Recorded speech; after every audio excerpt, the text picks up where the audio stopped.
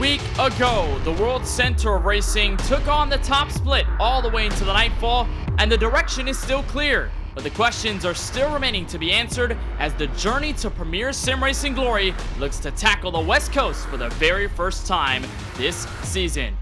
Just northwest of the Las Vegas Strip, we welcome you to the second race in round one of the 2022 eNASCAR Road to Pro qualifying iRacing series, live from the virtual Las Vegas Motor Speedway right here on Podium Esports, our coverage presented by Elite Performance Industries. Hello and welcome. Glad to have you join us as we try to decipher the top 70 that will move on to round two, where alongside Devin Henry atop the broadcast booth, my name is Kenneth Bueno. Simi Award winner Ryan Bauer will punch the buttons all night long using cameras provided by Dougie Beard. Nicholas Weatherby will with all the shots tonight on social media as well. Devin, Daytona benchmark race. It looked to show us who were the favorites, who struggled, which drivers need to do some more work here tonight. Las Vegas, though, a very different challenge. Smaller track, a lot of grip, multiple lanes, and that means it's going to provide for probably the first real test of how this Road to Pro season is going to go. Exactly. We all know that Daytona is Daytona. Anything can happen at the World Center of Racing, and in most splits, anything did happen. And for a few drivers, that might have actually shuffled them around into splits that maybe they're not used to, higher or lower, after catastrophist proportions happen at Daytona. But now, this is where we set the tempo. When you look at the majority of this round one schedule, we have so many of these intermediates, all these mile and a halves. Vegas, Atlanta, Kansas, Charlotte. Half the schedule is these mile and a half tracks. You set the tempo for round one right here at Las Vegas to get yourself ready for these mile and a halves and short tracks. So this is where, okay, Daytona is done. Now I need to lock in, get ready, and get in that top 70 to move on to round two in just a couple of months. That's a great point, Devin, because of course, this track, not the only 1.5 miler that we'll see in this round one Road to Pro schedule, but it is a very unique one. We'll look down into our track map, of course, images provided to us by our friends over at Google Earth, and you'll look down northwest of the Las Vegas, at least downtown area, where you'll find Las Vegas Motor Speedway. This track opened all the way back in 1972, but has history as a 1.5 mile track as far back as 1996. It's a 1.5 mile, 2.41 kilometer venue with 12 to 20 degrees of banking in every single turn. It is a progressive banking track, Devin, which means lanes are optional, lanes are viable. You can go to the inside, you can go to the outside, and especially given the fact that we have a lot of grip under the night here from Las Vegas in this specific race, it means that drivers are probably going to be searching all over for whatever they can. It's going to be a great race to see them all fan out. And as many of you know, this is an open setup race, so these drivers are finding setups that make them the most comfortable depending on where they think this track is going to go. 100 laps we go tonight, 150 miles, about 241 kilometers. We will have 3 green-white checkered attempts at the maximum. No fast repairs in that oh-so-important open setup. Are you setting yourself up for that high lane running against the wall? Are you set up to go and just bottom feed the whole time? Stay out of trouble. The inside line is kind of safer. You're not going to go and smack the wall. No one's going to float up into you, but speed is everywhere on this track. It's all about getting that untapped potential and getting that truck on a wire ripping around this mile and a half. There are just so much grip areas here at Las Vegas Motor Speedway, and given the fact that we've got no fast repairs, it means that if you're going to take an optional lane, if you're going to go somewhere maybe 3 or 4 wide, you got to watch out also a little bit with that grip as well. We are getting closer to the start of this race here in the eNASCAR Road to Pro qualifying iRacing series from Vegas. We'll take a short moment and step away. On the other side, starting grid and the green flag.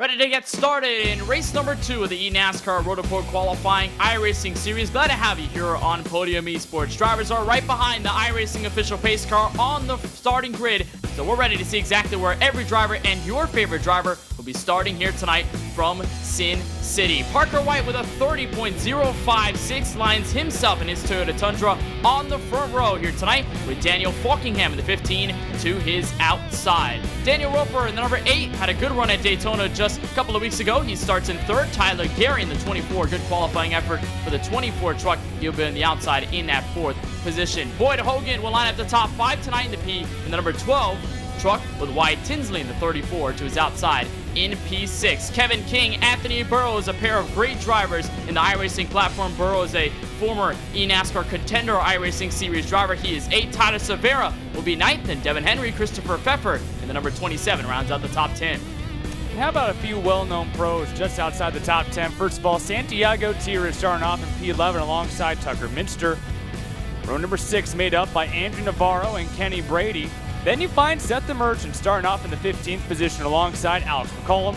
Devin Curl, what a great first name. He will line up in the 17th position. Drew Ferniez in the 18th spot, followed by Drew Belwell and Matt Danson.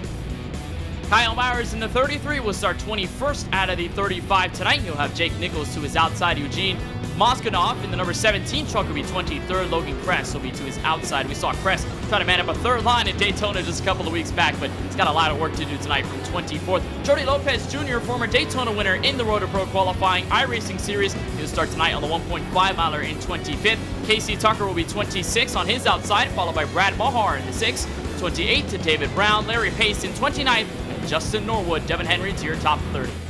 Brian Smith in 31st alongside Hayes. Michael Cozy Jr. starting off in 32nd. Trevor Edwards makes up the 33rd spot alongside Brad Davies. Gerardo Oliveira will make up your top 35 spots. Only that 32 car, the only one to not set time here as we start off our 100-lap race in Las Vegas. So the field will be in the hands of the iRacing official pace car. It is currently 5:52 in sim. You can already tell the nightfall is starting to come across. The lights are already on here at Las Vegas Motor Speedway, so we won't spend a lot of time under the sunlight. We're going to have a majority of this race in complete night skies. So grip levels are going to be high. The stakes, though, very much on the highest level here as we are getting ready for the green flag. Parker White will be the first one on discretion to bring us to the green flag. Daniel Falkingham going to try to beat him to the jump, but the pace car will make its way, make the soft left to the entrance of pit road. It's White, Falkingham to the green flag in race 2 of the eNASCAR Road to Pro Qualifying iRacing Series.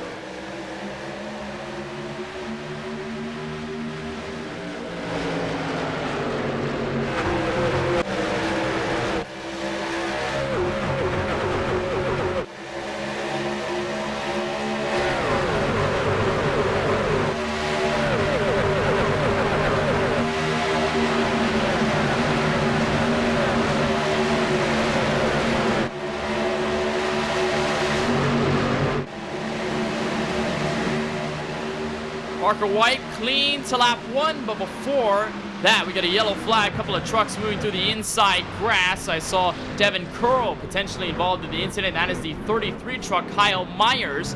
The truck who started all the way back in 21st immediately went for a plummet. I think Devin Henry, just a look off turn 4, 33, was going to the banking. One truck got loose, checked up. Might have been some help on the way there, too.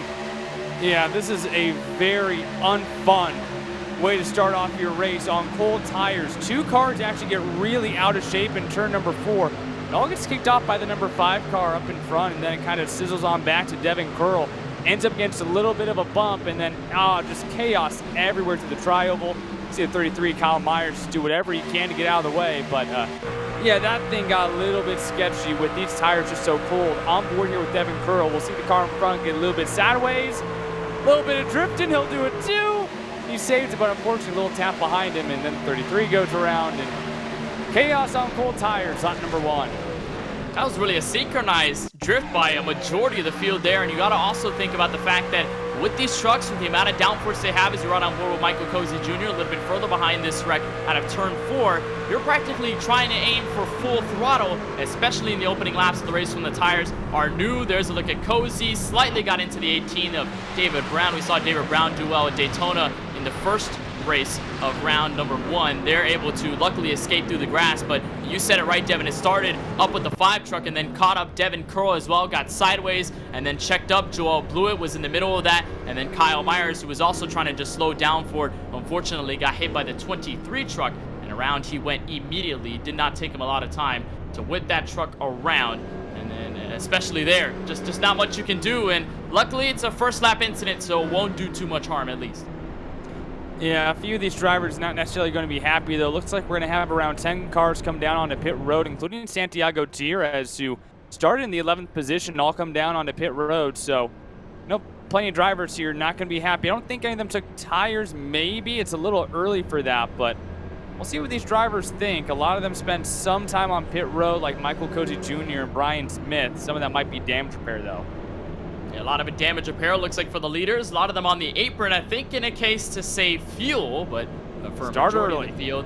Yeah, starting off early. Why not start at lap number 3 when the first caution is thrown? Everybody trying to save at least just a little bit more. So in the case that they may end up on a one-stop strategy to get to the end of this race. Well, you saw the ad just a little bit ago before we got to the starting grid, and we'll remind you that tonight's coverage is proudly presented by Elite Performance Industries, your home for iRacing setups, apparel, and driver development. Contact the EPI social media pages to get in touch and learn from guys like eNASCAR, Coca-Cola, iRacing Series champion Michael Conti. For more information, visit ElitePerformanceIndustries.com. EPI, your home for all things iRacing. I think that's fair. We bring up this read, Michael Conti, a name that went to victory lane here a couple days ago, Devin, and EPI, a very big implementing part about a lot of Roto-Pro drivers and their route to the eNASCAR Coca-Cola iRacing Series, so I think that kind of connects in a way, no? Exactly, and the more I learn about iRacing, the more you learn that this is not a one-man band kind of deal trying to make it through the road to pro ranks. It's a whole organization, it's a team, it's those partnerships that you make to get yourself in good shape, and this is where you need to start. If Daytona wasn't your ticket, this is where you need to start having that consistency. Definitely so, and given the fact that we've got a lot of great tracks on the road, even after tonight from Las Vegas, you're going to have your setups and your team specifically dialed in. We'll see these drivers get dialed in for a potential long green flag run. Pace car makes its way down to the entrance of pit road. No changes throughout the first couple of rows. Parker White, Daniel Folkingham, still your leaders. We'll get lap number 4 concluded. Lap number 5 on the way of 100. Parker White leads the field to turn 1. Tyler Gary was all over the tailgate of Daniel Folkingham. I thought he almost turned him there for a second as Folkingham did everything he could to get to the bottom. It looks like for the most part right now, everyone just trying to find that inside lane, and we'll see how the track evolves. They're all shuffling out 3 wide all the way down on the bottom. 3 wide into turn 3. They check up there. That was the 9 of Anthony Burrows who got a check there. Same deal for Christopher Pfeffer, and they're already sideways near the rear of the field. They're 3 wide. Saw one truck all the way on the high side. Looked to be Tyler Silvera, but somehow we keep it green, and nobody gets into an incident that could have brought us under a second caution quick. Yeah, enough guys saved it, but Drew Fairnares was in the wall, and he is losing a boatload of positions now all the way outside the top 30. A few more guys, I think, dealing with some of those cold tires. A lot of drivers under cold tires, of course. Many of them hitting pit road, like you mentioned, Devin, for damage repairs. Some of them also getting a set of tires as well on their fellow Camping World Truck Series machines. As you watch a potential battle there, that was Tyler Gary looking to the outside of Daniel Roper. Could not make the pass complete, so he'll tuck in behind, and everybody pretty much mostly single file before you get to the first battle. Anthony Burrows trying to get around Wyatt Tinsley in the 34. But this race, I mean, specifically with these trucks, very different. Of course, Stefan, you mentioned open setup, so you do have a lot more of an ability to tinker your truck in a certain way and maybe create more separation over a long run. But the fact that these trucks do not have a lot of power, have a lot of downforce on their end in terms of their body style, you cannot really get away from each other on an opening laps of a run because you're full throttle, you're trying to keep in as much as possible, and you're also in the draft, which makes things just a little bit better when it comes to trying to stay behind a driver in front of you. Well, a lot of these guys look like they have set these cars up to be wicked loose on the edge to open up this race. There's still a few cars going through 1 and 2 and now 3 and 4 who just look extremely unsettled. And this is a very cool track. It's partly cloudy outside, 66 degrees in sim. 7-mile-an-hour winds to the west, but the track temperature is only 67 degrees, so they are not battling the heat or the slickness of this Las Vegas track. This is just how they have these cars hooked up right now, and some of them are still ripping that rear end out sideways. So Some of them trying to do so, and some of them keeping their trucks fairly straight. You're right on board here with Michael Cozy Jr., who has since moved up to P20. He is plus 12. When he started this race, of course, got to the grass to get away from some of the drivers there on the opening incident out of turn 4. But Cozy looking for some better luck here. Of course, he a part of the very large and very stout Logitech G Altus esports team that is contending here in this Road to Pro qualifying iRacing series. They were a force last year, trying to be one this year with a lot of drivers on tap. We'll see if Cozy can get up to the front of the field along with some of his fellow teammates, but there's a battle for third on the way. Tyler Gary almost got around the 8 machine a couple laps ago, but it looks like Anthony Burrows, Devin, one of the drivers who's trying to make moves early. That white and black car on the right side of your screen, the number 9 of Burrows doing everything he can to make that outside work. And Daniel Falkingham, the white and blue, number 15, now battling for the lead. 2 by 2, first 2 rows, the outside lane starting to come on in. Falkingham was trusting the help there from Anthony Burrows, and he will nose ahead for the race lead on the back straightaway. He will officially clear Parker White, so a nice move, a nice charge up there from Daniel Falkingham, the former birthday boy from a couple of weeks back. Be in the race lead in control, but obviously I think the standout run so far, Devin, has been from that 9 truck of Anthony Burrows, and we've talked about him before. He's been a part of this series, and he's also moved up to contender, and he's also competed in the Coke Series in replacement for Kligerman Sport at one point. So Burrows has a lot of experience running in these ladders of eNASCAR competition, and right now he is proving it at full efficiency outside for the race lead in turn 3.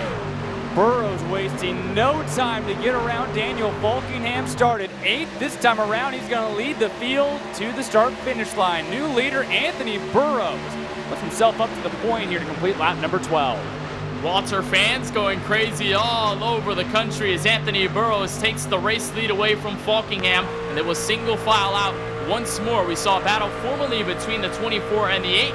They've been split in the middle by the 11 of Alex McCollum, who started 16th, and he has really pierced his way into this front part of the field. He right on board there with Burrows. He's got a little bit of damage there. It looks like on the rear end, little crinkle there on the right rear, but no damage enough to really affect him aerodynamically as he will end up continuing in the front part of this field. And I'm surprised, Devin, we haven't really seen many drivers expand out to other lanes. Maybe it's just a part of the grip. Maybe you're not really sliding on the bottom, which usually forces drivers to go to the middle of the top. It looks like you've got grip everywhere, so the bottom, shortest way around the track, best place to be. Nobody wants to go up high just yet.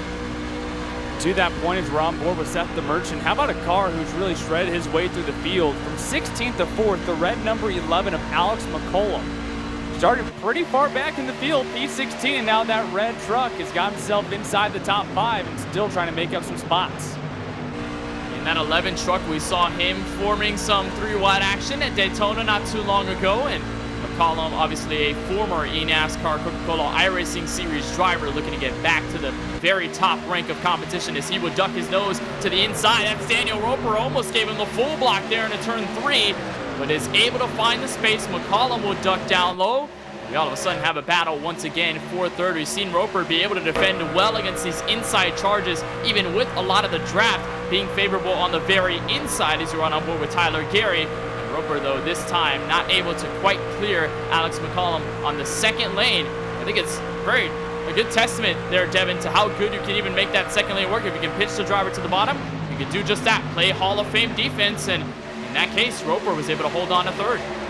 Roper aggressive defensively here early, but then he got to the left rear quarter panel. Daniel Falkingham for that second position actually got off the gas a little bit going into turn number 3 before he got to that rear bumper. So defensively, he just wants to maintain that track position.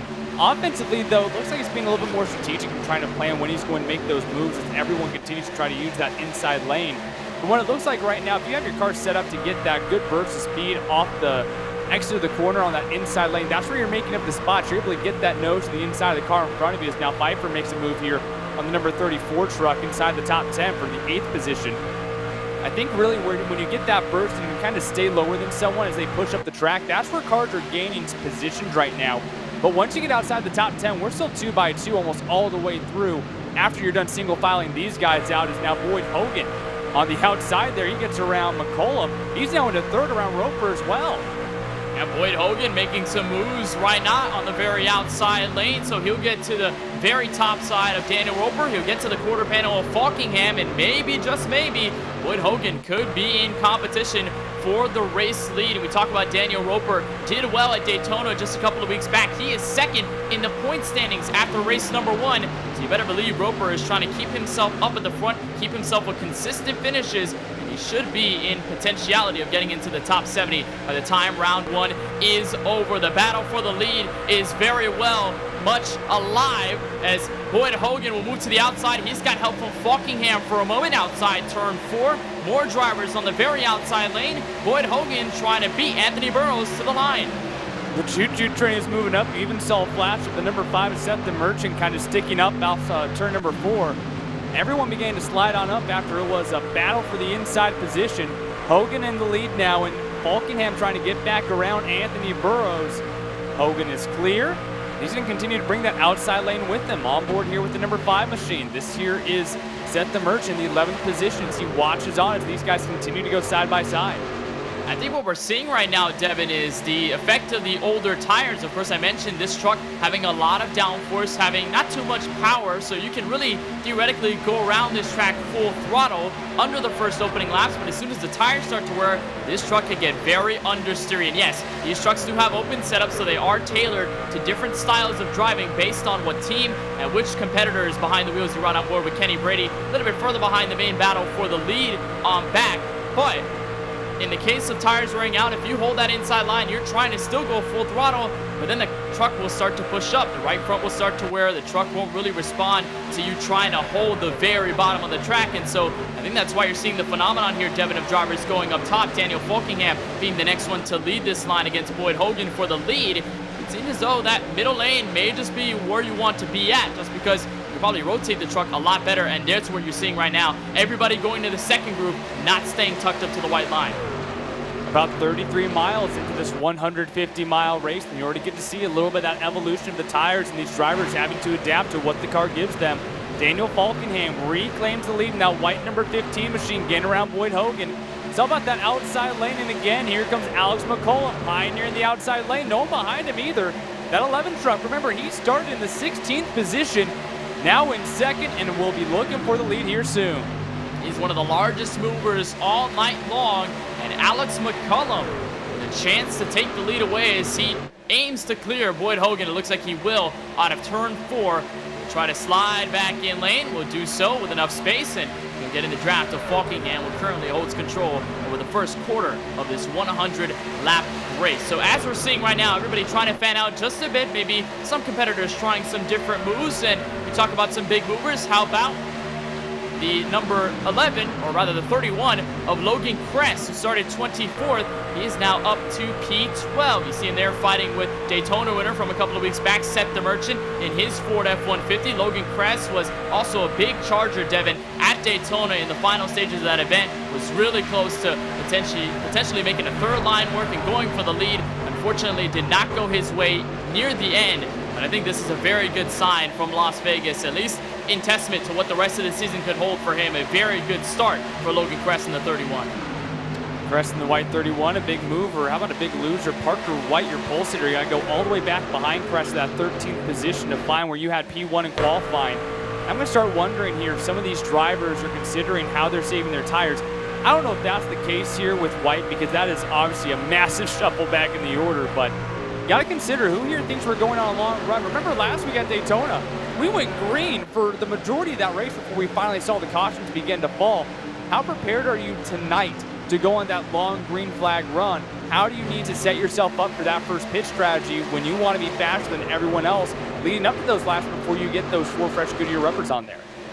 It's a very good question, and especially if we stay green, they cannot make it all the way to the end on fuel. So that also may split the guys who pitted a little bit earlier on lap 1 versus the ones, majority of the field really, who stayed out on the opening caution, looking to hopefully see another one, or maybe just see this run that they're looking at for the moment. You're seeing a battle at the moment for third. That is Christopher Pfeffer on the very outside of Boyd Hogan. He'll be able to clear for a moment, and in turn 3 will officially do so, slide in front of the 12.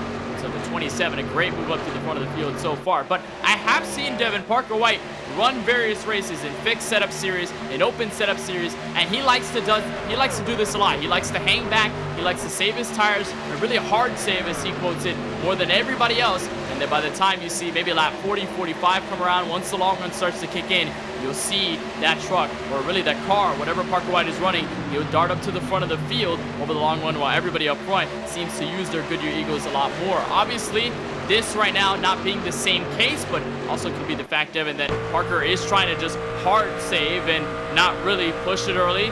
Let the guys do the drafting, let the guys do the handling for now, but later on, he'll be the one to watch for. Now, Kenneth, I want to talk to you a little bit about teammates, because obviously they're so important when you come to Daytona. Here in Vegas, we're looking off the front bumper here of one machine. Just in front of him, you have these Altus cars, and there's 3 of them in a row right now, 15 through 17. Tierez, Cozy, and Lopez are all together just outside that top 15.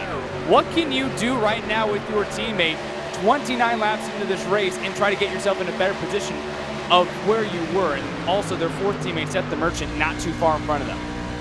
I'm not exactly sure. I mean, at Daytona, it's a lot easier to get hooked up together as you run on board with Matt Danson, who's just behind his teammate, Jordy Lopez, who's also just behind his teammate in Michael Cozy Jr. All 3, actually rather 4 of these Logitech GLTC Sports trucks all together.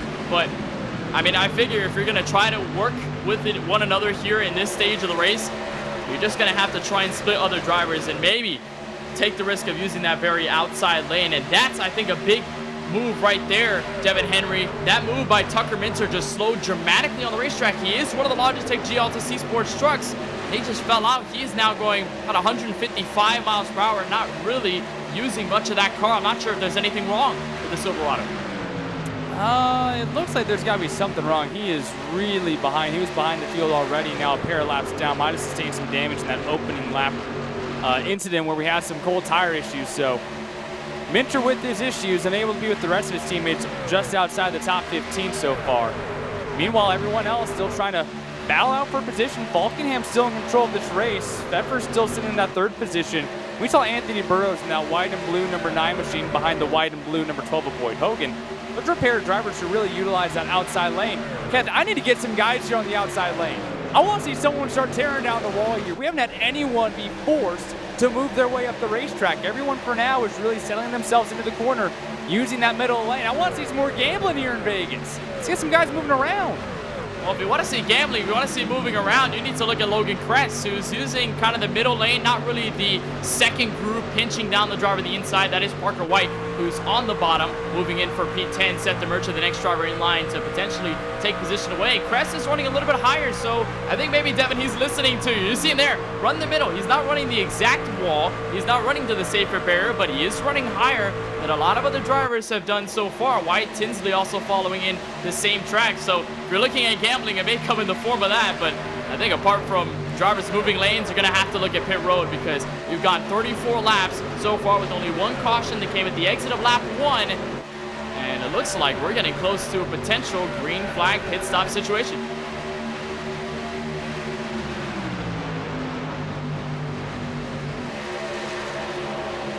So there you watch Kress above Seth the Merchant.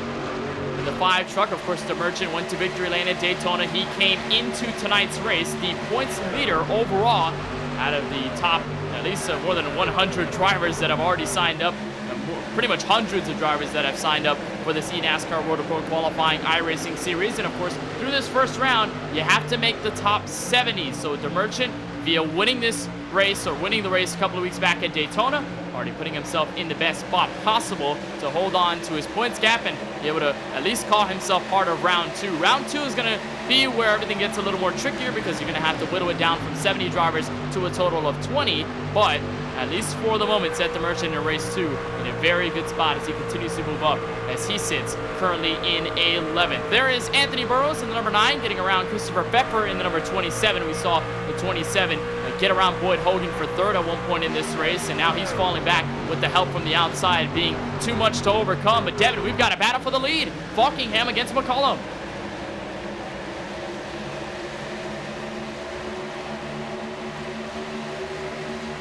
McCollum to the inside, he will clear. So Alex McCollum, because another new race leader here tonight from the Las Vegas Motor Speedway. Falkingham gonna fall back, not gonna be as aggressive this time around, and we watch the battle for 3rd. This time Boyd Hogan trying to play some defense against Anthony Burrows, trying to hold up what is left of his barrier. But the draft just being too much here. And Daniel Roper there in the 8 going to try and assist. There goes the 4, Kenny Brady. And Daniel Roper all the way on the high side, giving the push to Burrows.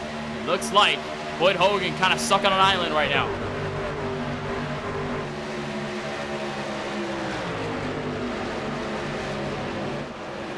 So side by side around the top 5. This time Daniel Roper will get to the door. Kenny Brady at this point, he started back in P14, so it's +8 for him.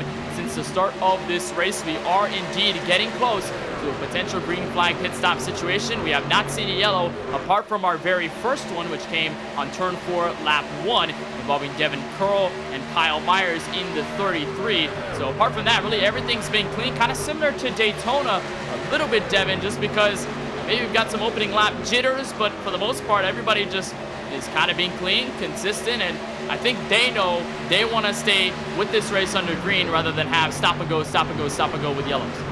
And I think we're getting a little bit jittery again there as Tyler Gary's making a little bit of an aggressive move. Or no, that was Boyd Hogan trying to get around Kenny Brady. So these guys are trying to get into that position, get themselves sequenced together before you go down onto pit road. Now Gary under attack. That's Kevin King in the white, or the red number 13 machine, making his way around the 24 car. So now he moves himself to the 7th position.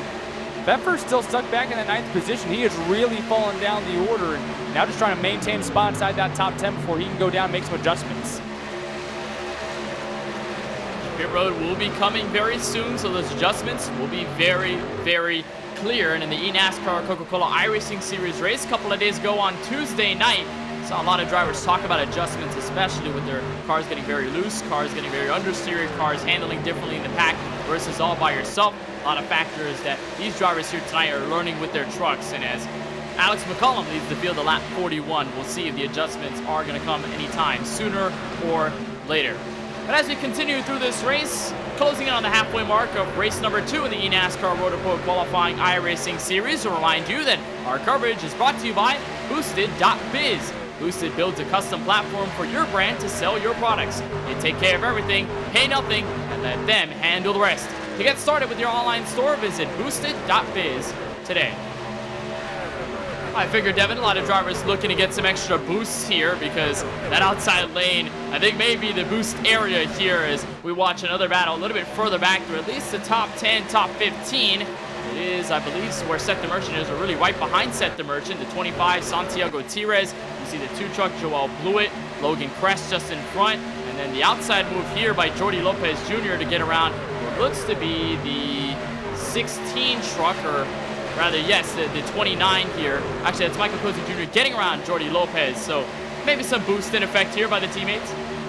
Lopez slides up right in front of that front bumper. Cozy sliding back and forth. Andrew Navarro having a little bit of popcorn here on the strip, watching that battle go down as Lopez and Cozy were kind of gunning at each other there for a second. And yeah, you need a little bit of a boost here right before you go onto pit road, right? Especially if you're thinking, I don't know if they make this a one-stop or not at this point, that one caution, but everyone was acting like it, driving down there on the apron, right? And now again, Navarro trying to get back up on that rear bumper. Depending on how these guys have worn out their tires, you have to be concerned about, can I kind of muscle this guy out of my way? Is his tires a little bit too poor right now where I can take advantage of someone, get an extra spot before we go down on the pit road? Maximize your time when you're at top speed before you go down and try and maximize your time getting onto pit road and when you're on the strip. Joe Blewett now on board here in the 14th position, trying to find a way around Santiago Tires. So hold up a little bit here, going in back into turn number 1. And everyone gunning for those final spots as they're trying to get onto pit road here soon. And they may end up doing that here, especially with the teammates, like you alluded to a little bit earlier. Maybe they want to work together a little bit now more than ever to maybe gain some more positions before the round of green flag pit stops gets here, so that they've got an extra couple spots before they dive onto the brakes heading for pit road speed limit. And then by the time they exit, maybe more often than not, they can exit together, and they can still be in complete tandem trying to cycle back to the front of the field. And Devin, you pointed out that battle there from around the top 13. Santiago Tires, one of the former eNASCAR Coca-Cola iRacing Series driver in this Road Pro Qualifying iRacing Series field. He now drops back to 14. Looks like Jordy Lopez that allowed to take G Altus Esports for the next one to tackle as he will dive to the very inside and will try to follow in on Joel Blewett, who has since moved to 13. He is tucked in just behind Logan Kress in the 31, all in the draft. What I am noticing here, though, Devin, is that we've seen a good amount of separation between the field. I'm seeing maybe a little bit of sporadicness out of McCollum and Falkingham. Yes, they are still within the draft of Burrows and company, but they are starting to gap them just a little bit. So I may wonder here, now that the tires are kind of theoretically at their worst over the long run, this is, I think, where the setups are starting to shine. The separation is starting to kick in just a little. And no one is boasting that separation. We've had over 40 laps of green flag racing in this stint, and we really haven't had anyone be able to stretch their lead. McCollum has had some laps, Falkingham, Burrows. They've all had a chance to be up front. Hogan, who's fallen back to that 7th position, and your pole sitter Parker White still stuck in the 10th spot right now. So no one has really been able to set themselves apart from the field and get themselves in a decent lead. McCollum has been at the threat of Daniel Falkingham for the entirety of his leading portion of this race, as he will slow down, and he might be the first taker onto pit road. A bunch of drivers coming in for pit road service. I saw Christopher Pepper say on the radio, hey guys, I'm coming down pit road this time, bye. And so Alex McCollum, Boyd Hogan, Christopher Pepper, looks like Logan Kress, and a majority of others now coming in for the first stops here tonight from Las Vegas Motor Speedway. So I think this is very interesting here, now seeing more drivers, or rather hearing more drivers toggle into the voice chat saying, hey, I'm coming down pit road this time by, and here come more of the leaders. A slide there out of Anthony Burrows. He'll be able to keep it straight. That's Falkingham just ahead hard right there. Looks like he locked up the brakes just a little bit, but a majority of them able to come in clean. Daniel Roper will cycle as your new race leader. Jordy Lopez Jr. was fishtailing it across the track as well, trying to get onto pit road and get that thing way low down. Everyone able to get themselves under control and onto pit road. Still about half the field has yet to come down and get service and get, most importantly, that fuel. Obviously, the tire fall up here is a massive part of what you do when you're at Las Vegas. But now as the leaders come on in as well, we'll find out exactly who can execute on pit road. You see them right on the edge as they come down to that stripe. Everybody going in for at least the maximum amount of horsepower, or really miles per hour, they can get going into their stall, and that's a lot of drivers. Very busy pit road is coming in this time by. There is Daniel Falkingham, Christopher Pepper already out on the racetrack, but there is Falkingham so far, who is now cycling out. He just merged out of turn 2. So he'll try and get back up to the field. Santiago Tires, meanwhile, who took over the lead, was now coming in. A bit of a slide there onto pit road speed limit. He will be okay for the most part. Andrew Navarro, David Brown, looks like Trevor Edwards, Kyle Myers, a bunch of drivers already on the way to follow. And that should, I think for the moment, Devin, give Alex McCollum the race lead once again. He's trying to cycle out amongst a good amount of traffic, so things are getting a little wild. Drivers are all over the place here at Las Vegas Motor Speedway. Our pit cycle is completed. The final drivers on pit road right now: Santiago Tires, Andrew Navarro, Kyle Myers, just like you're talking about. So now, what is going to presumably be your leaders coming down the start-finish line. Tires is just getting off of pit road, so these guys are going to freight train everyone who just came down onto pit road late.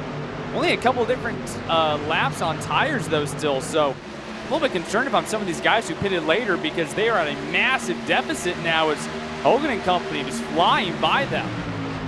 And they blew by the 11 of Alex McCollum, so it didn't take long for Hogan and Falkingham to spread across the racetrack and get by the 11. Christopher Pepper now the driver to support him. We'll see if he also dumps the 11 and gets by before this is all said and done. Well, we have a battle for at least to be what's about to be the race lead, and the 15 can get just a little bit closer. But as we're already through the halfway mark of tonight's race, it'll be our time to bring you the iRacing Midway Race Break, which is of course brought to you by iRacing, the world's premier online racing game.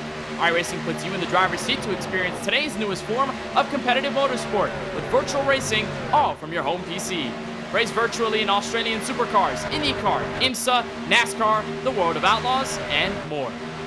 So far, Boyd Hogan is your race leader, not too far ahead of Daniel Falkingham, who currently sits in P2. Alex McCollum in the 11, one of the former race leaders tonight. He is now locking up the top 3. Christopher Pepper, one of the first drivers to come down pit road in this cycle. He is 4th. Kenny Brady, who started all the way back in 14th. He has since moved up with this cycle to the inside of the top 5. Anthony Burrows, former Coke Series driver and Contender Series competitor. He is currently 6th. Brian Smith has moved his way dramatically through the field. He started 31st. He is in 7th. 8th will go to the 8 truck of Daniel Roper. Kevin King has moved to 9th. And Tyler Gary, Devin Henry rounds out the top 10. Jordy Lopez Jr. started 25th, but now he resides in that 11th position. Joel Blewett is in the 12th spot. Logan Kress in P13, followed by Parker White, Tyler Severa in the top 15. Casey Tucker making a move for that 15th position. Santiago Tierez, he's all the way back in 17th now alongside Seth the Merchant. Larry Pace, Gene Mosconoff round out the top 20. Andrew Navarro started 13th. He's now buried a little bit deeper in the field. He's 21st currently right now. Matt Danson is 22nd. Michael Cozy Jr. has yet to make a lot of progress in his 29 Silverado. He is currently 23rd. David Brown is 24th. Ryan Tinsley wraps up the top 25. Trevor Edwards is 26th. 27th will go to the 33 of Kyle Myers, who got into that opening lap incident out of turn 4. Jake Nichols is 28th. Eduardo Oliveira is 29th. Rounding out the top 30 is Justin Norwood. Everyone else 1 lap down or more, starting with Devin Curl and then Brad Mahar. Brad Davies 2 laps down. Tucker Minter 4 laps down. The only driver out of this race so far, Drew Ferniars. He will round out your 35-car field right now here in the Road to Pro race at Las Vegas. So 35 trucks started, currently have majority of the field still in it, as this concludes tonight's iRacing Midway Race Break. With over 200,000 drivers on the service and over 90 laser scan tracks and cars to choose from, iRacing is your portal to the racing world. Get on track today at iRacing.com.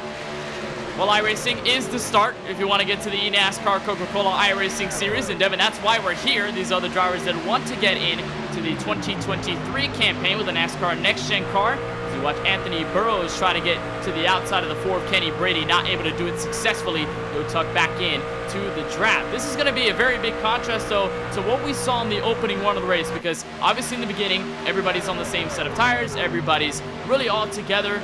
And after the first lap incident, brought everybody back together quickly after the first round out of turn 4. And we saw a lot of passes, a lot of draft moves. Now it's a little bit different. Yes, we do have fresh tires all over again, so theoretically you could go full throttle all the way around and make draft passes. Now the field is severely thinned out.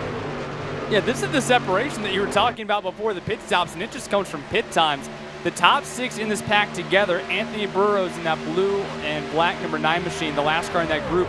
The next car behind him, that's Devin Curl. He's 1 lap down right now. These first 6 cars all on the lead lap, and together they have formed a near 2-second advantage over Daniel Roper and company, 7th on back. So unless we get a caution, these guys look to be who's going to set themselves apart from the field, just because we saw no one get a lot of separation. We also didn't see any packs necessarily move together forward though either. So I'm concerned if you're those guys 7th on back. It looks like unless there's a caution, you're not going to catch this group of 6 potentially. You're probably not, and I think that poses a very good question. What does Roper and company do to catch up to Burrows and everybody up front? Because previously, all you could do is just hang in the draft and maybe get a couple of trucks with you on the very outside lane, make some passes via that route. But now that you're so separated, is there any options you have, especially if it stays green? Because for the most part, on the pit stops, I think we're good. As we see 3 wide there, Santiago Tires on the very bottom side, Jordy Lopez up the top, and Joel Blewett all the way in the middle. There's not many options you can take, because if it stays green, everybody's pretty much good on fuel. Tires are going to be the biggest concern. And if you're just separated in a draft pack, much like the first one is, you're probably going to just cancel each other out, and you're not going to make any significant gains. So it's going to be very interesting, Devin, to see how they move up and potentially how they can try to get up to Burrows and company and put some pressure on them. Well, this battle that you're seeing right now, this is the tail end of that second group, as your pole sitter Parker White is trying to get back into that 12th position over Jordy Lopez Jr. You're not going to get help if you're trying to move yourself forward, right? These guys are still racing. For those of you guys a little bit new to the qualifying series, this is just an official race. Just like in any other official race, you get split up based on iRating into the different splits, and there's X amount of splits, however many people join the server, and then you're given points based on that race, and then algorithm calculation decides our top 70. So what you're doing right now is you want every single point that you can get. So Daniel Roper sees the next car in front of him is over a second away in Anthony Burrows. So he wants to get up and catch Burrows. Here's the issue though. Kevin King and Tyler Gary are right behind you. Yeah, they want to get that pack too, but more importantly, they want to get Daniel Roper. You want to get every single position you can to get the points to be inside that top 70 once we close off these first 8 races of the season and get yourself in position to move on. So right now we have 36 laps to go this time by. Who's going to make the moves necessary to get themselves that 1 spot, that 2 spot, maybe 3 more spots before it's said and done and get all those points? That's the goal. And the goal is going to matter a lot because, like you said there, it's just a lot of drivers that are now trying to merge together to join the top 70. Of course, everybody has that goal when they join this Road to Pro qualifying iRacing series. When they hop into these official sessions, their goal is to make it to the top 70, get to round 2, and then from there, obviously, they want to get to contender, which is going to happen later this year. But in the case of having points, that's going to matter more.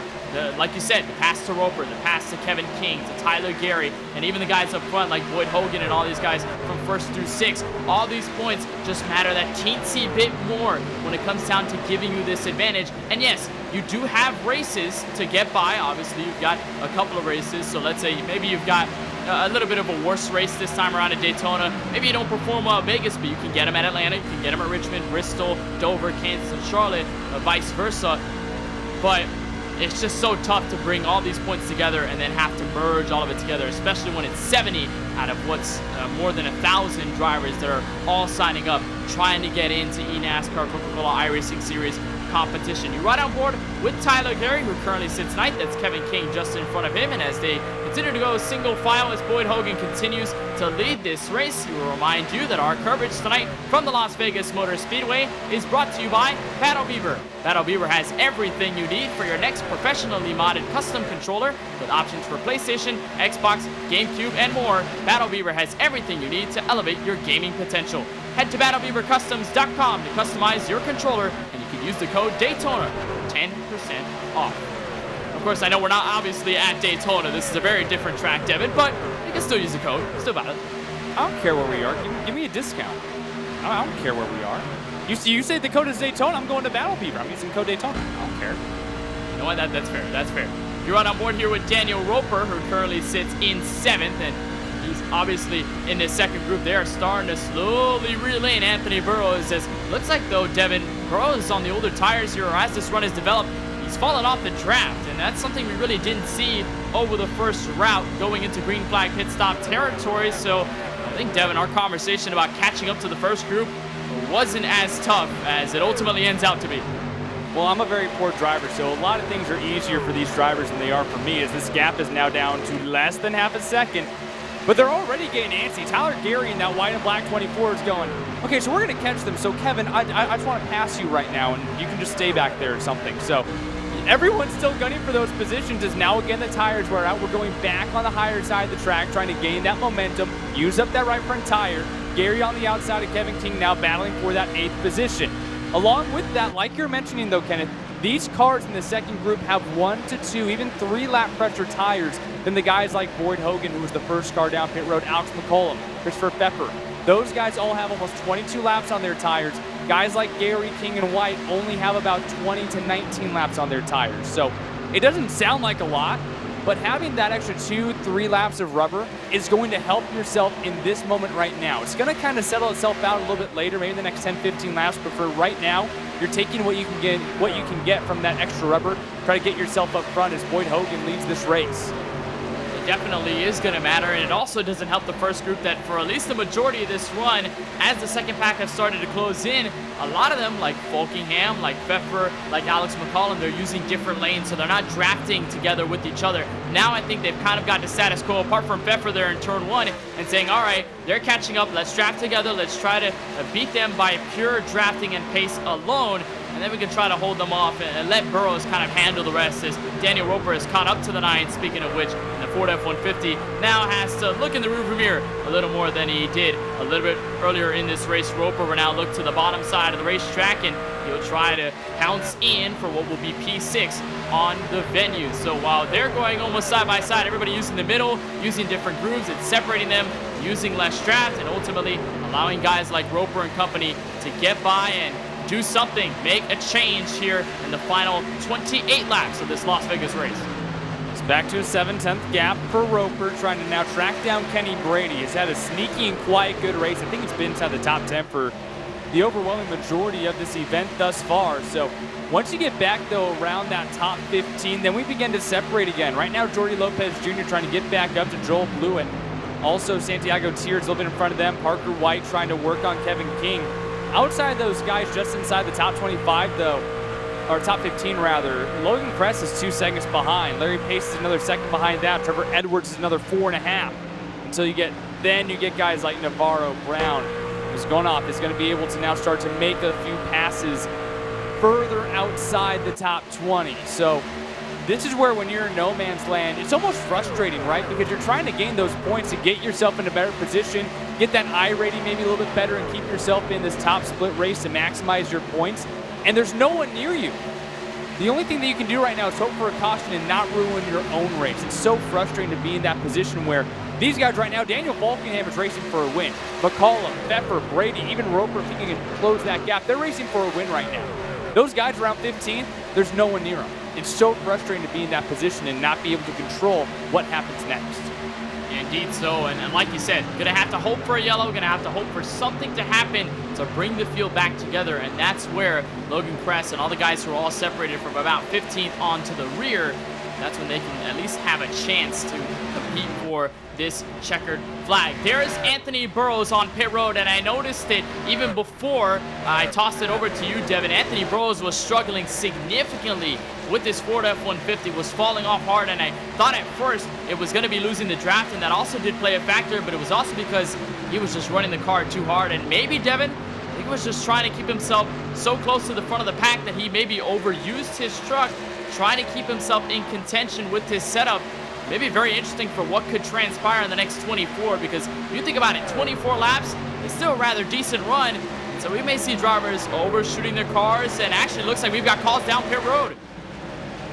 I don't think anyone was really all that satisfied if they were going to be able to make it. We had that caution flag. One cone dies. We had that caution flag at the start of the race for those cold tire spinouts, and everyone immediately went to fuel save mode, and almost everyone still had to pit before halfway. So actually, it might actually be the benefit of that number 9 car to get down on the pit road before everyone else. Might this be a good swing for Anthony Burrows to gain some time?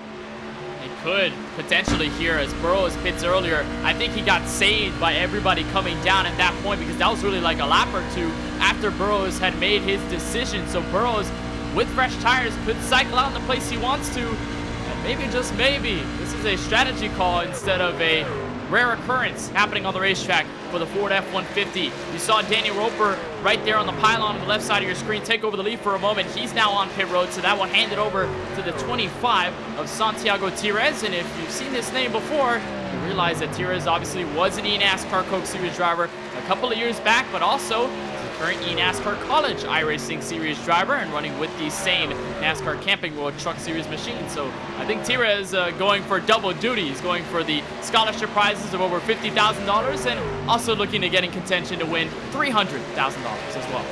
Kenneth, where are we? Vegas? We're at Las Vegas.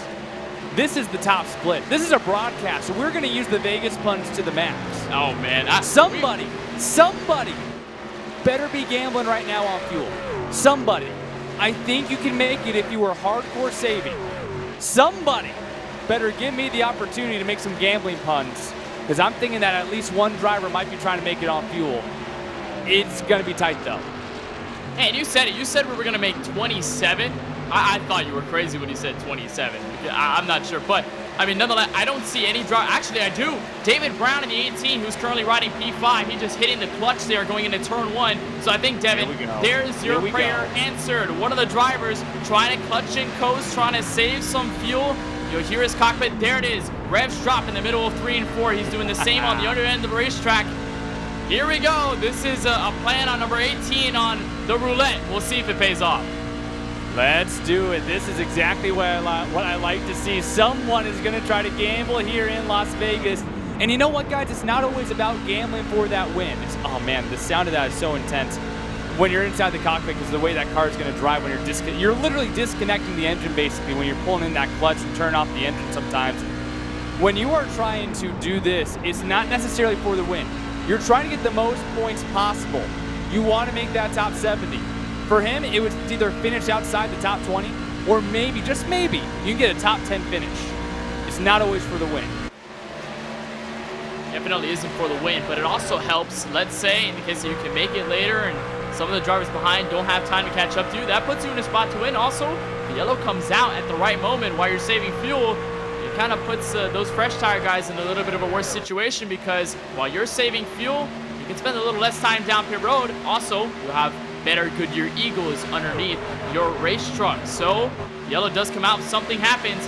Could definitely change the narrative. Larry Pace, who was running in the top 5 just a couple laps ago, he has now moved on to pit road.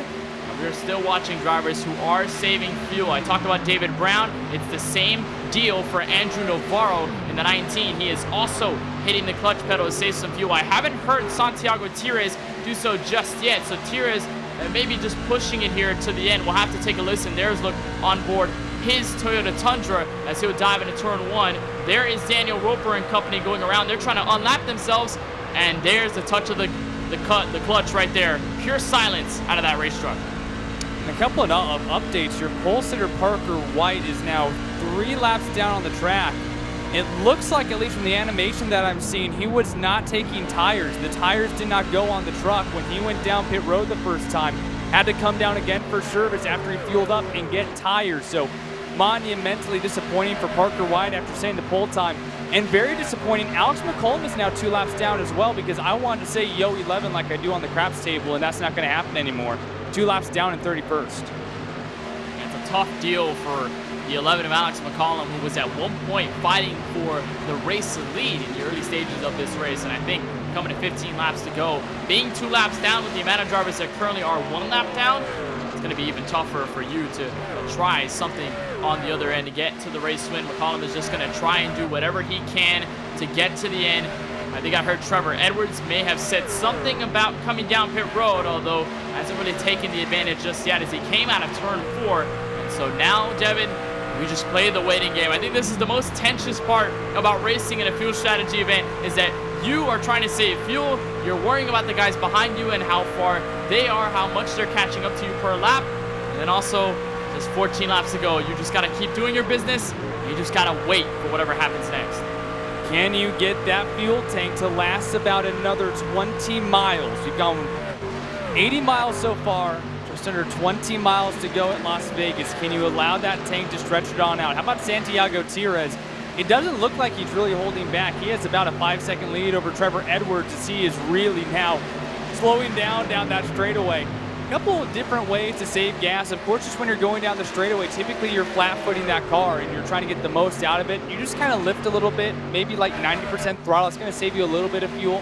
Trying to clutch like we've seen a lot of drivers doing. Sometimes when you lift just early going into the corner, that helps save fuel and save that right front tire if you do need it a little bit later on in the race too. So a few different ways that you can save gas. Is all part of how you work that throttle throughout these races.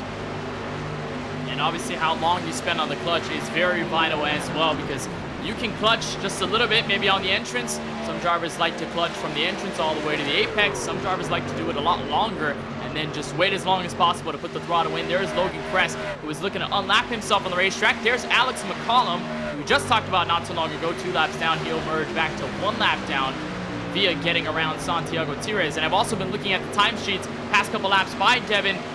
Those leaders are a full second, if not way more than a second slower than that second pack, who was about, I'd say, 12th on back. The 12th place truck, Boyd Hogan, trying to fend off Anthony Burrows and company.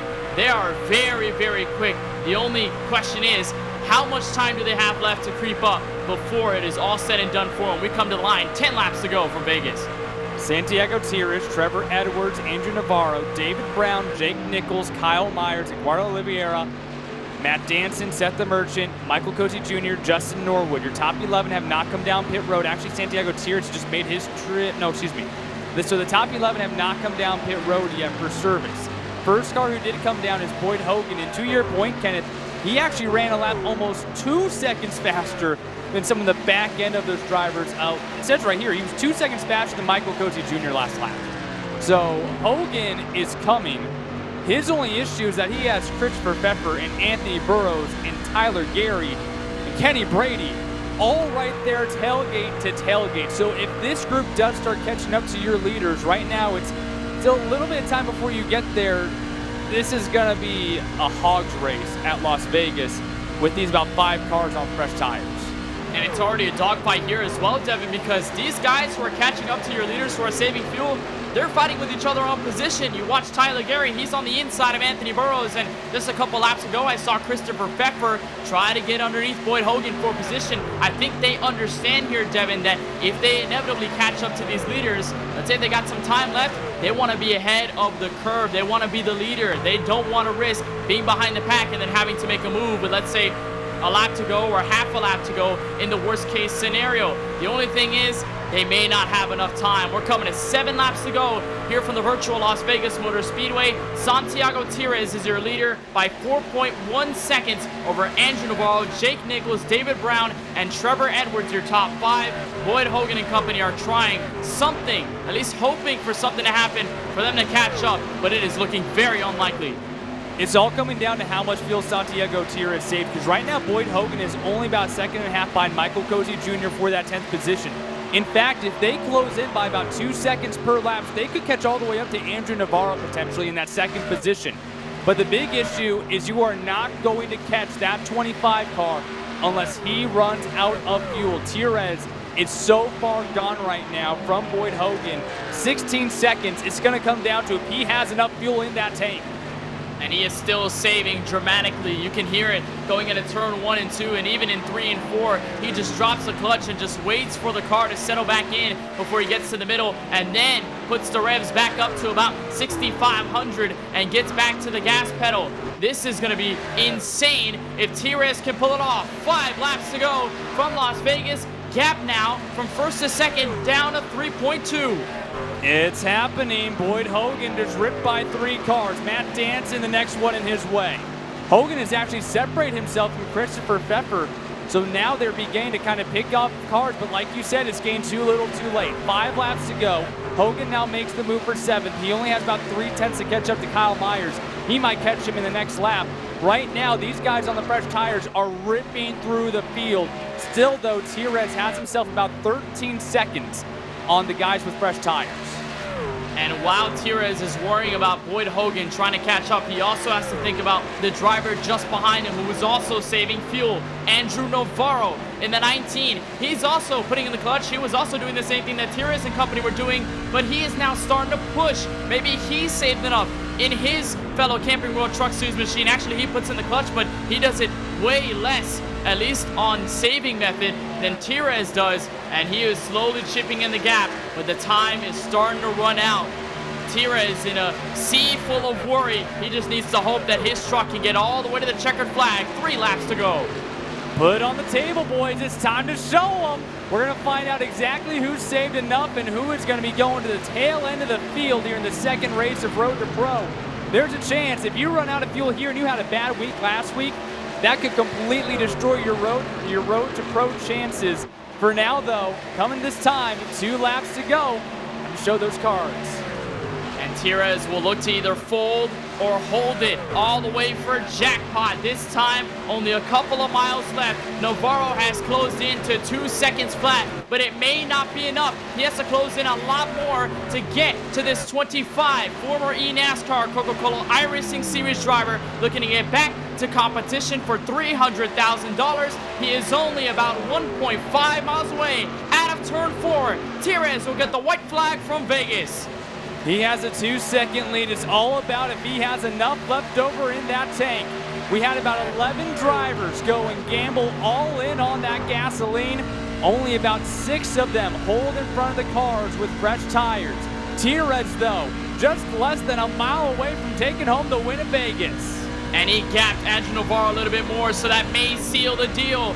Tires made the gamble. He made the risk. He saved enough fuel, and he's going to reap his rewards. Santiago Tires is a winner in the eNASCAR Road to Pro qualifying iRacing series. He gets it from Vegas.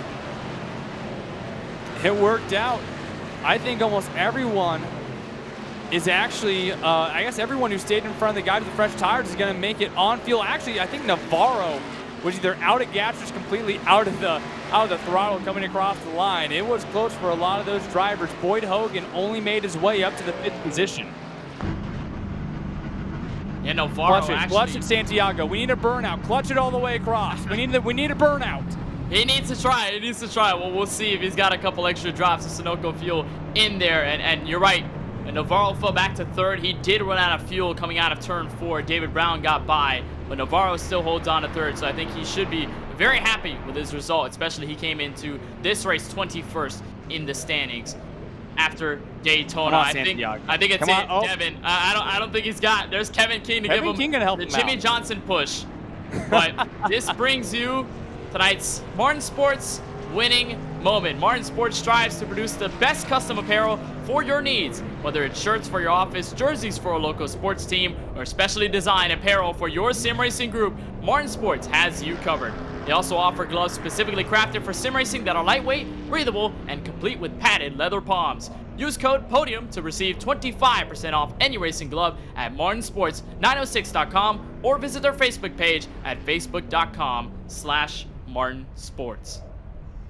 Well, Devin, you talked about gambling. You said at one point in this race, I want somebody to try something. I want somebody to gamble. And Santiago Tires and a bunch of other drivers do so. Tires, though, first to the start-finish line, and he wins from Las Vegas Motor Speedway. We'll have a lot more after the break, but don't go anywhere because we will talk with Santiago Tires. We'll try to get in your race winner and all the drivers within the podium, as well as more post-race coverage coming into Atlanta 2 weeks from now. You're watching Race 2 of the eNASCAR Road to Pro Qualifying iRacing Series right here on Podium Esports.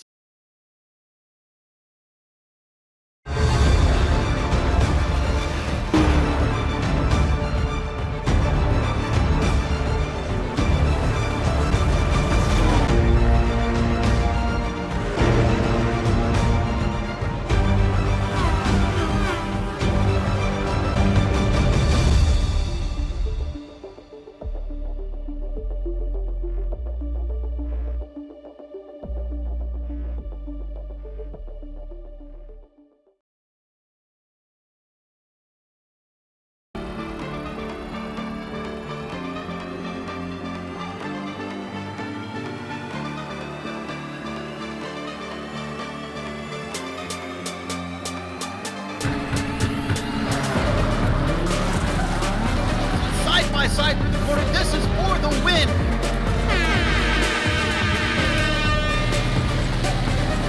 Still 4 abreast into the braking zone. This is sensational racing. And getting ready to cross. He goes around the outside, but it's not enough. And for away by it.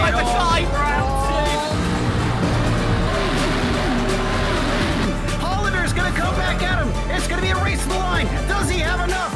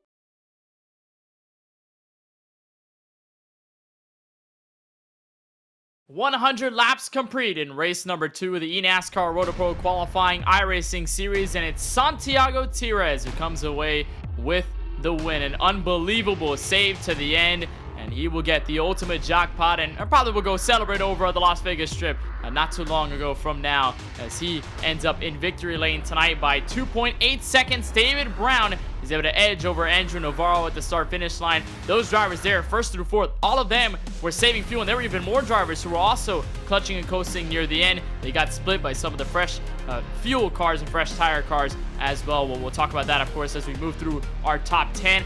Kyle Myers, though, 33, great performance. He spun out lap 1, remember, at the exit of turn 4. Came back for 4th on this strategy. What a great turnaround for him tonight. Boyd Hogan, who was pretty much in the catbird seat to take away the lead, had the fuel to make it to the end, had the tires better than everybody else. Unfortunately, could not get up to the leader in time. He does get enough for 5th. Christopher Pfeffer will be behind him in P6, and 7th will be Tyler Gary in the 24. Great result for him. Same deal for Kenny Brady in the number 4, who ends up in P8. Daniel Roper, great race all night long. He is 9th, and Kevin King, Devin Henry rounds out the top 10. Casey Tucker winds up in 11th, followed by Matt Danson. Anthony Burrows will have to sell for the 13th position. Jordy Lopez finishes in 14th. Trevor Edwards in P15 after starting 33rd tonight. Seth the Merchant in the 16th position. Behind him is Joel Blewett. Michael Cote Jr. in 18th. Logan Kress in 19th. And Eduardo Oliveira rounds out the top 20. Larry Pace in the 22 truck is 21st at the checkered flag. Eugene Mozganov in the number 17, he is 22nd, and he is the last car on the, the last truck on the lead lap. Brian M. Smith is the 21st truck. He is 23rd on the racetrack at the NY. Tinsley in the 34, he is 24th, 1 lap down. Same deal for Titus Severo, 1 lap down. He wraps up the top 25. Justin Norwood in his 30 machine, he ends up 26th. Jake Nichols, not a great race for him overall. Started 22nd, ends up 27th at the checkered flag. Alex McCollum, despite a very strong first half of the race, got caught up on strategy late. He ends up 28th. A very good race for him overall up until that point. Hopefully we get to see him try to be the best and be there at the end by the time we get to Atlanta in 2 weeks' time. Devin Currow is 29th, and Brad Mahar in the 6th rounds out the top 30. Here are the final drivers in this field, 31st through 35th. Brad Davies in the 28. Didn't talk about him much tonight. He started pretty much dead last in this field. He ends up 31st. Not much of a better result. Parker White, despite running the pole and despite being very strong early, was not able to pick it back up. He is 32nd at the end. Tucker Mintzer's 33rd, 6 laps down, and it's Daniel Falkingham in 34th and Drew Farinage in 35th. The final driver of this entire full pack here from the Las Vegas Motor Speedway. But we do have time to send it down to victory lane and talk with your winner, Santiago Tires, who somehow saved enough fuel at the end to make it to the checkered flag up front. Santi, I gotta ask you, how nerve-wracking was it to save fuel, to clutch and coast, worrying about a charging Andrew Navarro near the end, while also worrying about Boyd Hogan and company, who had pitted earlier than you did? Oh man, that was pretty nerve-wracking. I'm just happy that I somehow got a win. I don't even think I placed podium last year, and yeah, this is really shocking, and I'm super excited. I'm glad I won. I'm so happy. But yeah, no, I was I was really nervous there for a while, but we were able to pit, I think, a lap later than pretty much the rest of the field, and that was because I took fuel on, I forgot, I think it was the only yellow.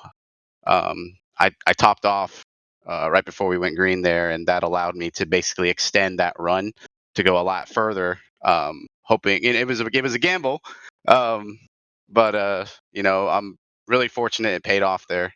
I'm just really happy that we were able to get this win, and the strategy worked out this time for me. It definitely did, and despite all the odds, you were able to keep yourself up front and keep yourself composed. And I want to talk about how this race, of course, went for you. You started 11th, so you had a good vantage point as to who was there up front, who was fighting for the lead, obviously who was behind you, the pack racing that we saw, and at least the first half of this race. What was that like setup-wise and driving-wise going into this race, knowing that it's a night race and you've got a lot of grip and everybody was just pretty much trying to send it full throttle on the very inside for a majority of the event? Yeah, I mean, coming into this race, I mean, we all, if anybody that ran the C Opens, especially, or even, you know, practiced a little bit, like it was obviously going to be a matter of just managing your temps, managing your tires while in the pack, because you're not going to be able to necessarily pull away from the pack.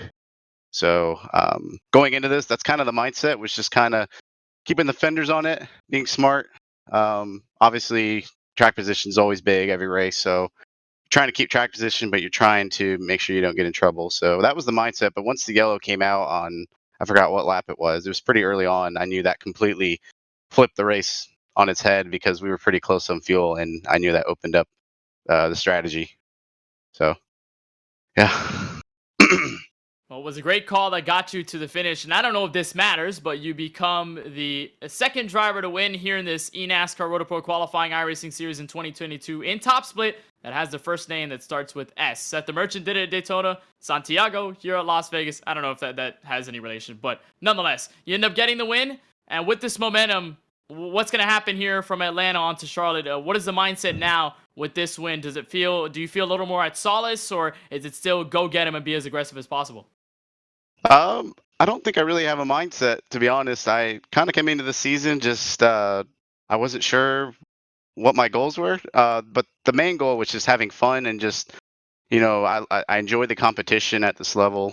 It's really fun, and yeah, I mean, just go out there, run my race, just race hard, race smart, but have fun. Most importantly, I think that's my biggest mindset for the rest of the season, whether I make it into pro or not. Well, fun brings you to victory lane in race number 2, so I bet you're going to have a lot of fun after tonight with the celebrations. I know Las Vegas, the downtown is not too far away, so the celebrations could continue there. But Santiago, of course, on behalf of our team, I want to congratulate you on this win here tonight from the virtual Las Vegas Motor Speedway, and we look forward to seeing you in Atlanta in 2 weeks' time. Thank you, guys. I just want to give a quick shout out to my group: Isaac Ginn, Corey Carpenter, Nick Shelton being on the box tonight, Brian Blackford, Shane Williamson. They all helped out on the setup this week. I appreciate all the help, and you can find the setups we've been running at GG Racing 2022 on Facebook and Twitter. But thank you guys to Podium for doing the broadcast. I really appreciate it, and see you guys in 2 weeks. That is Santiago Tires, your winner here tonight from the virtual Las Vegas Motor Speedway. Saved enough fuel to get to the end, and he holds off a charging Boyd Hogan and a lot of drivers behind him in order to come away with the first checkered flag for him in 2022 in this level of competition. We'll head it back to P2. It is David Brown in the 18 who beats Andrew Navarro to the line, and he's caught up with our very own Devin Henry. Well, I don't know if I have a stat like Kenneth did with the first names with the letter S winning races, but what I do have is your Podium Esports Hard Charger Award winner tonight, David Brown, from 28th to P2 on that strategy. But you know what I got to ask first, David? What else did you need to make up that 2.8 seconds to get Santiago for this win? I had nothing for Santi. He was able to stretch his fuel longer than I could. Like he just I had nothing for him. I feel like I stole one getting second place here. I had no business being in the top 5, much less having a chance at a win like this. Well, take me through how exactly that did happen, because this was a strategy-filled race, but you still had to execute and put yourself in the position to have yourself in second. So what exactly did this race boil down to for you to be in this position? Just a little bit of luck. When that wreck happened on lap 1, I got run into the back of by Michael Cozy, just checking up for the wreck, and he just got in the back of me. So at that point, I felt like I needed to pit to check on the damage and do damage control. And so I hopped in the pits at that point, and that's what gave me enough fuel to be able to put me in a position where I could stretch the fuel like that. Well, I know you said that you probably didn't deserve a top 5, but it doesn't matter because you come home in second. What does a finish like this do for you moving into the rest of this Road to Pro season? It's huge for me. I felt like I needed to get this finish at Daytona last week and or 2 weeks ago, and I crashed out on the last lap there and didn't get the points that I really needed. And so this brings me right back into the thick of things. I'm already going to have to miss Bristol later in the year, so no matter what, Bristol's my drop week, and couldn't afford to have another bad race like Daytona again. Well, you put together a great race at P2 finish here at Las Vegas. Congratulations on that finish, and hey, enjoy a spot on the podium this week. Yeah, thanks. I'd like to thank all the guys at Nexus Esports, Jacob Hall, Zach Hudson, Tehan Dank, Cody Porter, all the guys that put so many hours and laps into making this setup, and we ended up bringing it home in a solid position. Solid position indeed. P2 finished tonight for David Brown. Congrats, David. Thank you. From P2, a plus 26. Andrew Navarre didn't have a bad day either. It was almost plus 11. We'll have to stick with plus 10, though, Kenneth. Well, nevertheless, still a great race for the 19 of Andrew Navarro, who comes home on the final spot of the podium here tonight from the Las Vegas Motor Speedway. Andrew, I know you, T-Rez, Brown, Myers, a bunch of other drivers were on this strategy to save fuel. First of all, walk us through how you got there and how you felt by the time you were in the midst of it all coming to the finish. Well, that caution on lap 4, I think it was lap 3 actually, really changed things up. I ended up pitting. I was in the call with my teammates, and they were like, "Oh no, I'm just gonna stay out." They had been quite a far ahead of me track position wise, so I was like, "Well, I gotta gamble somehow." Plus, if there would have been a caution late, we would have had an extra tire set. So it was just the only way I saw it was a win-win situation. Granted, we didn't get the win, but yeah. And coming off of Daytona, of course, this track, this race, a lot different than what Daytona was. Daytona kind of had some fuel strategy, but just came down to plain super speedway racing at the end. This track and this race, ultimately very different. How was it to manage the pack around you dynamically, and how it was to switch lanes and to try and manage tires over long runs, which we've had plenty of tonight? Yeah, definitely managing tires was a big thing because you could have the faster setup and just absolutely tear them up and not be anywhere in the long run. Which is, since we were all saving fuel, at least me personally and a few other guys, our tires were in immaculate condition coming towards the end. But if we would have had to push, like, I think eventually at the point of when the second pack caught us that pitted, they were running about 2/10 only faster than us, and we had been out there for a long time. So it was just the pack was faster, yes, but not completely. Well, nonetheless, you found your way out of the pack with the pit road strategy, and you end up saving enough fuel. Unfortunately, not enough to hold out for second against David Brown, but I think a P3 definitely still a great finish here, especially in the competition and here from the Las Vegas Motor Speedway. Final question before we send you off. I know Las Vegas, first 1.5-mile track of the season, and in round 1, we've got 3 more left. Atlanta in 2 weeks' time, Kansas on May 12th, Charlotte Motor Speedway to close off round 1. Does this race and this track specifically give you any more notes, maybe give you an advantage going into Atlanta and the other 1.5-mile tracks we'll see later in the year? Yeah, I think more so Kansas and Charlotte. I think Atlanta is going to be, that's going to be a lot of fun. So it's going to be quite different. No doubt going to be a lot of fun. I know you're probably having a lot of fun too, knowing you're P3 tonight here in Sin City. On behalf of our team, I want to congratulate you on this third place finish, the podium finish here tonight. And of course, wishing you the best of luck moving through round 1 and Atlanta in 2 weeks' time. Thank you. That is Andrew Navarro on the 19 truck, ending up in P3 here tonight from the Gambling City. Well, we didn't make enough gambling references, Devin, in the broadcast booth as we thought of before we started, but I think even better, we can make some more Peach references 2 weeks from today because we've got Atlanta Motor Speedway. We're going to Peachtown, Atlanta, Georgia, and that track, obviously, still kind of on the fence whether it's going to be the Super Speedway or the Old Surface, but we're thinking Old Surface in 2 weeks on March 17th. Las Vegas, if that roughened you up a bit, and you've really got to get some thick skin for what Atlanta's going to be. Sounds peachy, Kenneth. Just peachy indeed. Going to our second mile and a half, and this is what round 1 is all about, is hitting these intermediates just right. Because once we move on to round 2 with those top 70, road course, dirt, short track, 2-mile, it's a little bit of everything next round. At the very least, if you know that you are efficient on mile and a halves, and you didn't have a good Daytona, it's this week at Vegas, next week at Atlanta. That is how you get your bearings under you to move on and be one of those top 70. But regardless of if we made enough gambling references or not, man, a gamble winning the race tonight, that is what really made this race at Las Vegas. What better way to start off your intermediate part of the schedule than a fuel mileage race, of course?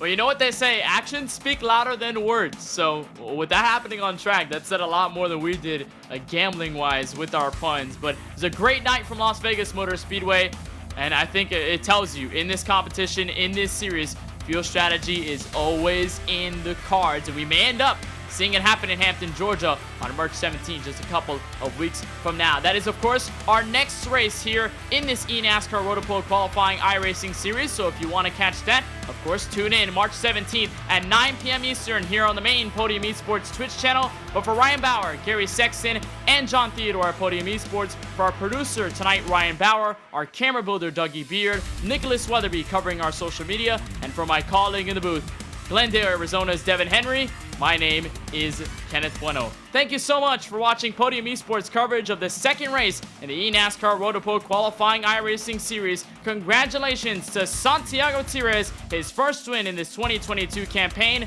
We'll see you in 2 weeks from Peachtown, Atlanta Motor Speedway.